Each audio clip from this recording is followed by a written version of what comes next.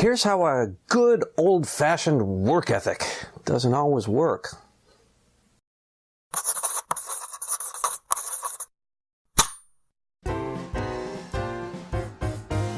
Hi, welcome to Pencil to Paper. Many of us of a certain age were brought up to just work our butts off, and if things weren't coming together, just work harder. For tradesmen focused on putting a meal on the table and paying the rent, that makes a certain amount of sense.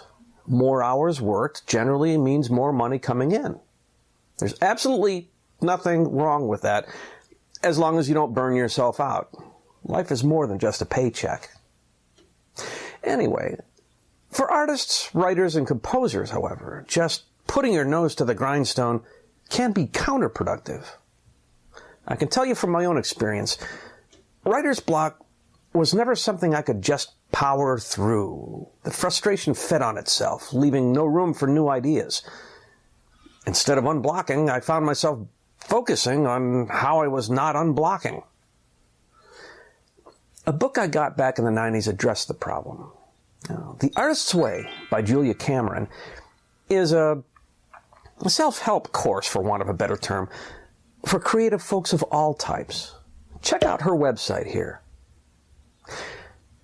As a Christian, though, I'm not sure I buy the spiritual aspect of the course. We have different ideas of who's ultimately in charge, I guess, us or God. But I found at least one part of Artist's Way to be spot on: the need for playtime, or the artist's date. Cameron's artist's date is 1 day a week set aside to do whatever sounds like fun. The play of ideas, she says, is what art is all about. I can see that. One great example of play turning into art involves one of my favorite authors. Tom Clancy went to college at Loyola University in Maryland. He was in the Officers Reserve Training Corps, but was too nearsighted to serve. So we know he was always interested in the military. He loved to write, too, ever since high school. After college, Clancy became an insurance broker. He still wrote when he wasn't selling insurance, had some articles published by the Naval Institute Press, and still worked on his fiction. Now, I don't know what those fictional stories were, or whether any of them ever got published. I doubt it. Nothing was clicking for Clancy yet. But playing a game changed everything for insurance broker Clancy. Larry Bond, a former sailor, had created a computer wargaming system called Harpoon, which Clancy bought. While Clancy was playing Harpoon, an idea started forming in his head, a new novel. That novel was The Hunt for Red October. I know this book.